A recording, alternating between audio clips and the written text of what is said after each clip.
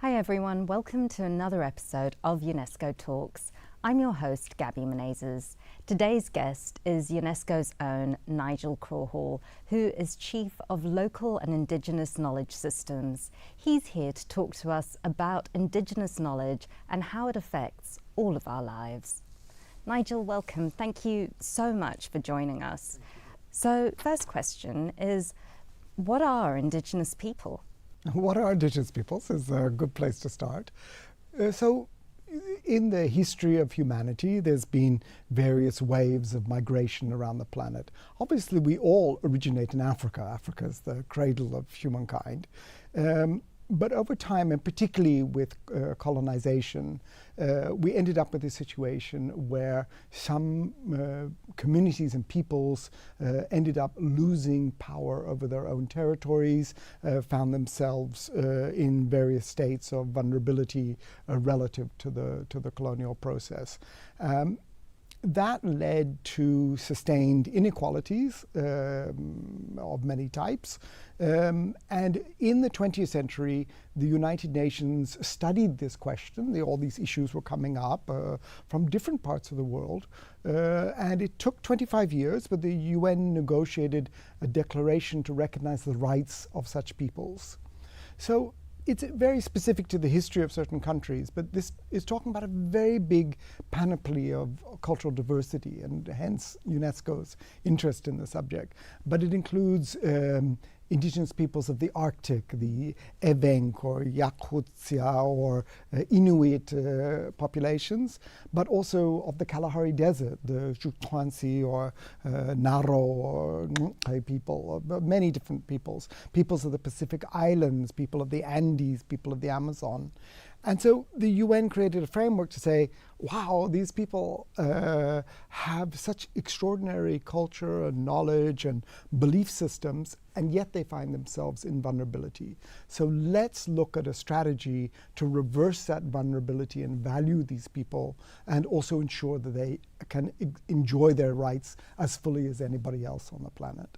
And these people, they all seem to have a particular culture that's very rooted in the land that they live on. Can you maybe talk about some commonalities about that? Yeah, I mean, that was, I think, one of the outstanding features in the dialogue. And first of all, maybe to tell a bit my stories. Before I was working for UNESCO, I was working in the Kalahari Desert on a land claim process in South Africa. South Africa had just become a democratic state. And people wanted to know, well, who are these first people? Who are this? Everybody kind of knows that the San and the Khoikhoi were the sort of ancestors of the country, but they seemed to have disappeared. But in fact, they hadn't disappeared at all. They were just living in rural situations, often in poverty. And so I worked with a group of people around their language and revival of their culture. And colleagues asked me, well, won't you come to a UN meeting? There's a meeting at the Human Rights Commission about these issues. So I helped the Indigenous people from the Kalahari go to Geneva.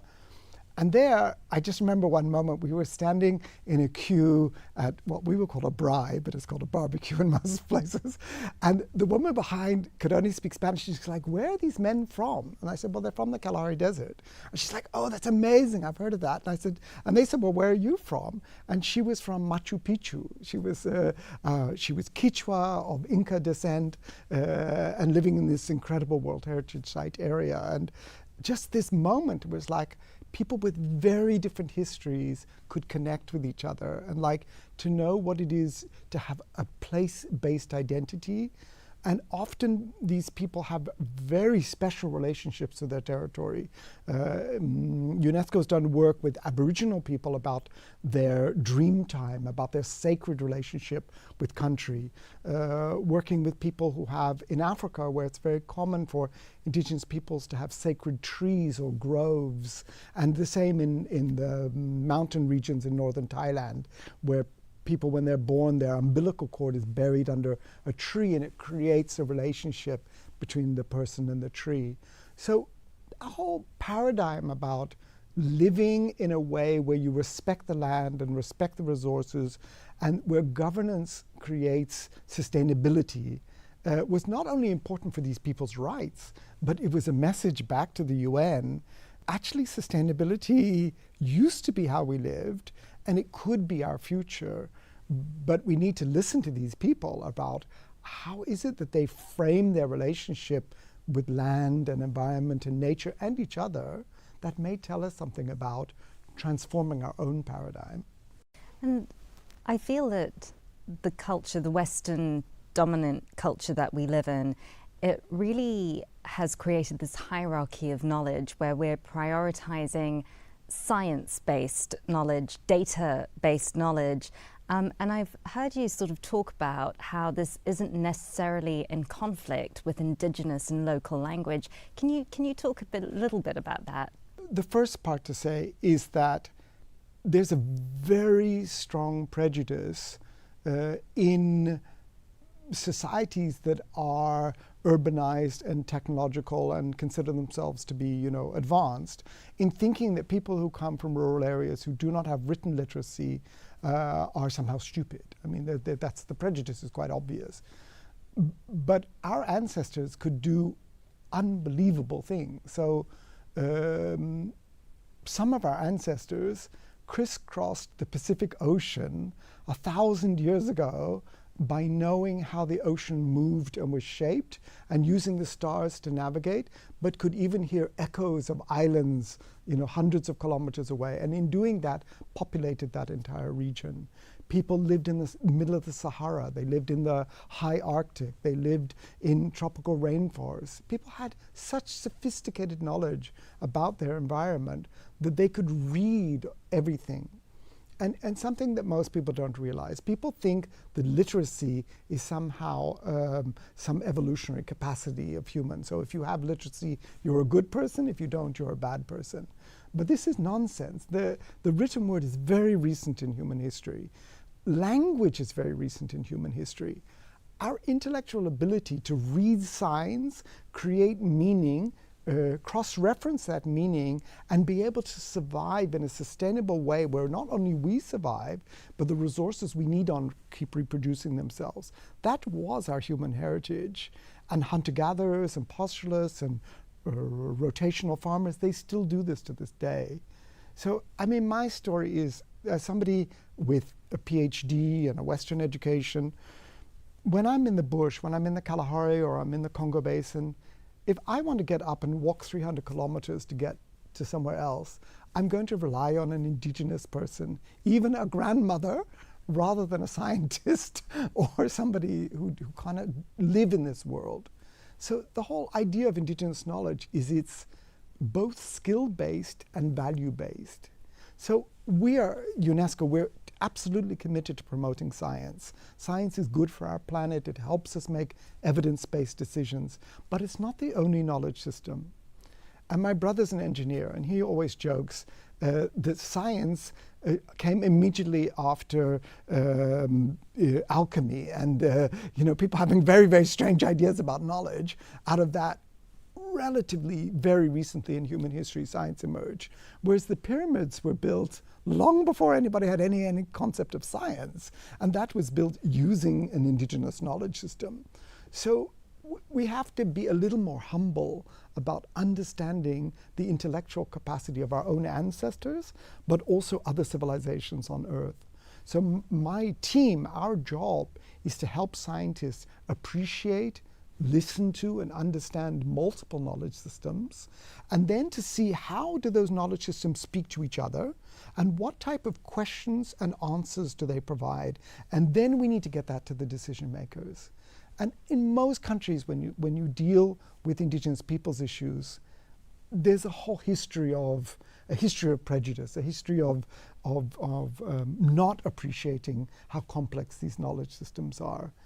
Whereas maybe there's also a respect for the sort of a cultural heritage of these people, but not for their intellectual capacity. And we think that we're missing out a lot. They're missing out the recognition and the right to make decisions, but we're missing out because there's so much information, but also values, insight, systemic thinking. Like one of the wonderful things about Cartesian approaches to science is that we can go very deep into the details. But if you watch how that works, it often separates information. Western medicine is often about separation. Whereas indigenous systems are systemic systems. They're looking at relationships.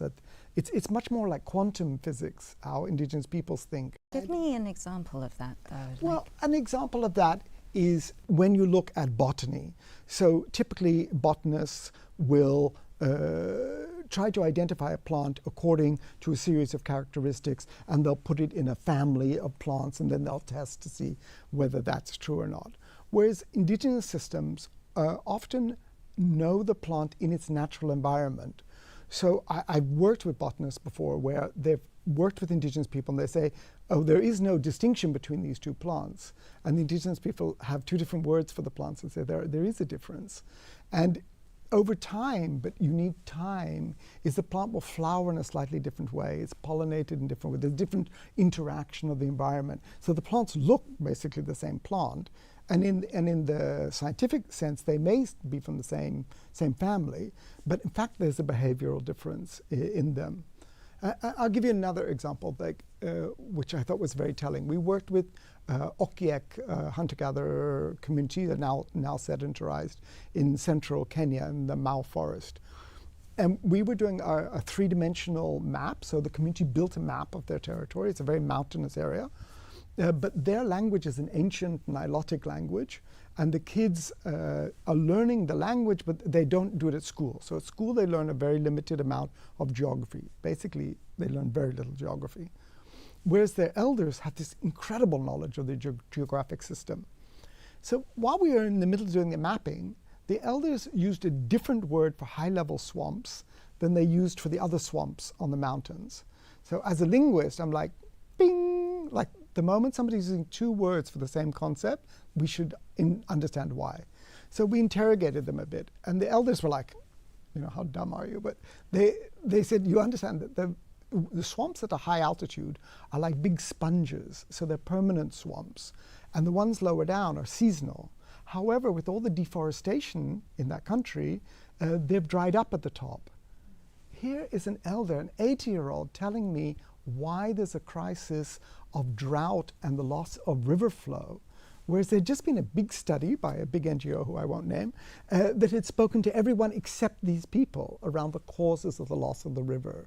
So this is systems thinking. It's understand how a swamp, which there is their own concept in their language as a separate idea, is related to the forest, is related to the flow downstream, and understands the seasonal cycles.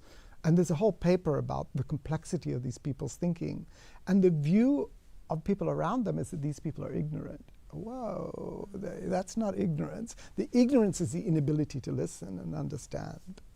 So what I find fascinating is, I think this is some of the coolest projects that we do at UNESCO, is using Indigenous knowledge to find solutions to problems in our current life. Can you kind of talk about that and give us some examples? Yeah, here's a good one. I work with an incredibly lovely team who are working on a project called Biodiversity and Ecosystems Network. It's inter-UN cooperation with UNDP, the UN Development Programme, and with the UN Environment Programme's World Conservation Monitoring Centre. So it's a trilateral agreement, and we do all the indigenous knowledge component. So we've been coaching Malawi and a national expert team in Malawi to do a national ecosystem assessment. So ecosystems, we're talking like the lake ecosystem, the grasslands, the mountain system. So when we first started, the academics we were working with, they had a preconceived notion. They were very nice people, very interested, but they had not thought about the relationship between language and territorial language, because human languages are a result of a particular human organization within a particular landscape. So at first they thought we were joking, then they got really interested in this. And then they started doing all this consultation with rural villagers. And we found this whole project in one part of the country, how people used the natural flooding system to help support their livelihood and which plants they could grow. But they basically had adapted their whole economy to work with the flooding process. So at the same time, the government had been thinking itself about how to do better wetland protection, but they didn't know this whole system existed in their own country. It's in quite a remote area. And they were like, why would we create something new when people are doing it themselves already? So I think the aha moment from Malawi and other countries we work with is people are quite capable of being good custodians, but it helps to give them recognition. And often it helps to also have the scientists understand what's going on. Because sometimes the scientists do know things that the indigenous people don't know.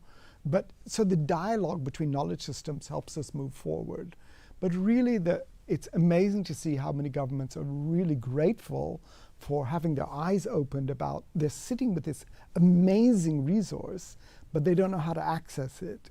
For example, Colombia was the first country in the world to do a national ecosystem assessment with indigenous knowledge and science. And it's such a creative process. And the Colombian government was not only thrilled by that, they then also just hosted the world for the Convention on Biological Diversity. So these are big transformative processes by very small conversations. And this is what we love about our work. I guess one of my big questions is, how do we protect this knowledge? How do we protect these cultures? It seems that they're being eroded so quickly by the pace of modern life, by changing environments. Yeah, I mean, it's a big concern. So some people say, oh no, it's fine, you know. There's two kind of schools, like, oh, that's something historical and we'll phase out, to like, it's not normal that we have so many languages or knowledge systems, so cheers, you know, it doesn't matter, we'll get an app for it instead, which has nothing to do with custodianship. I mean, the whole point about human linguistic and cultural diversity is it's enabled the biodiversity of the world. It protects the biodiversity of the world. So we've been working with academics and with communities to really help the UN understand there is a complex relationship between cultural diversity and biological diversity. And if you degrade one, it will degrade the other, and vice versa. And if you degrade both, they're going to accelerate, and we're going to get hit with a boomerang in the process, because systems are able to collapse, which include our food systems. So you know, like the massive loss of pollinators. So our argument is, nobody chooses to self-destruct in that sense. This has got to do with policies around land use change. A lot of it's got to do with climate change. But fundamentally, decisions are made without full knowledge. So people will say, okay, we're going to follow an extractive industry approach. Maybe that is a good idea, but you can do extractive industries that don't destroy the place where the people live, or at least things are based on consultation and stewardship. So whether it's a rainforest context or a desert, an oasis, or a wetland, our argument is first and foremost, have that conversation with the people who live there. Under the new Kunming-Montreal Global Biodiversity Framework, as an international treaty framework, it's for the first time called for all governments of the world to respect the relationship between cultural diversity and biological diversity, and they've asked UNESCO to play a leadership role in that. So we're helping evolve a strategy with the UN, with scientists, with governments and indigenous peoples. How can we reverse that cycle? And also, you well know, but UNESCO has also been mandated at the same time to help lead the International Decade on Indigenous Languages. So we're saying to governments, if you're losing indigenous languages, you have a problem. So let's look at what is the causality and how you can mobilize those languages to do better custodianship of your natural and cultural resources. So UNESCO is very well placed, but there's a lot of work to be done. I mean, a big part of that is really passing knowledge down to younger generations. But I've met people in Turkana in Kenya who say, well, actually, we don't want to live like how our grandfathers lived. We want to live in modern ways. We want to have flushing toilets. How do we actually preserve this knowledge while people want to change their own cultures? I think that's a sophisticated and important question. And it's a question that I've spent a lot of my life examining. So we get indigenous people who come to UNESCO headquarters to tell us their story. You know, they want us to be witnesses. But most of the time they're telling us that the kids don't want to stay in their territory. The kids want to learn the national language. They want to get a job. So there are parts of the world where subsistence, fishing, pastoralism, hunting still is completely viable, and people are happy to do that. But a lot of young people, they have higher expectations of what they want, or different expectations, and you can see that immediately where they start losing the language. So one of the interventions that we're working on is how to help young people get more connected with geospatial technology, different types of digital capacity, where they can work in the interface of their grandparents' knowledge and new forms of technology and knowledge management. And there we think, and we've seen in some countries, so Namibia is a good example. In Namibia, there's a project running up in the north of the country with a San community, the Aboriginal community there, where they are using geospatial technology to monitor wildlife movements, but also to stop poaching and to basically provide a lot more data to the government around what's going on in the wildlife area. The government was thrilled by the results. All the knowledge was based on their own competence. They're very highly skilled people, even though their education levels are not so high. And so here you have a win-win. So the government said, you can stay on your land. We're not going to move you away from there, but please help us with these problems we're having. They then evolved that to introduce or reintroduce traditional fire management, which is a big problem for many countries. So one of the things that my team is working on is we're supporting a series of research projects around the world around fire management, around water, and we're very proud to announce, we need to see all the details, but we've just done the first exchange between hunter-gatherers in Africa from Namibia to Tanzania, where they're looking at intergenerational transmission of traditional knowledge about wildlife monitoring, but also introducing new generation technologies. So being able to use a geospatial tool to capture data that is, maybe the elder doesn't read and write at all, but they can use an icon system. So, I mean, we often find that Indigenous people can work very easily with technology, sometimes easier than people who are focused on reading and writing, because they can think three-dimensionally. It's easier for them. So far it looks like a good project. The Tanzania government welcomed us. The Hadzabe people were thrilled and excited. So we'll see where that goes. So I guess at some point it's possible that the next generations will have this sort of hybrid culture where they'll use Western technology and mix it with their own indigenous culture. Indigenous knowledge systems, the more we understand them, they've always been dynamic. They've always accepted new information, changes. It's very interesting. I work on the Ngu language in the Southern Kalahari, and you can see words that entered at different times of history. The way the word is marked will tell you, like, they didn't used to have a word for tick, and then the word for tick entered into their language at a certain point. At the same time, we assume when livestock came into the area. So there's a constant evolution of knowledge. So I think the idea that indigenous knowledge somehow has to live in the past is also a dangerous idea. There is something unique about how indigenous knowledge is transmitted, so we're careful not to superimpose science on top of indigenous knowledge. We have a very good colleague who's been working on trying to understand how Mayan people managed underwater systems over hundreds of kilometers without science. Like, how did they know how the system worked? And she's come up with her name is Yolanda Maldonado. She's come up with a theory about Earth observation capacity. And as such, this is not a static system.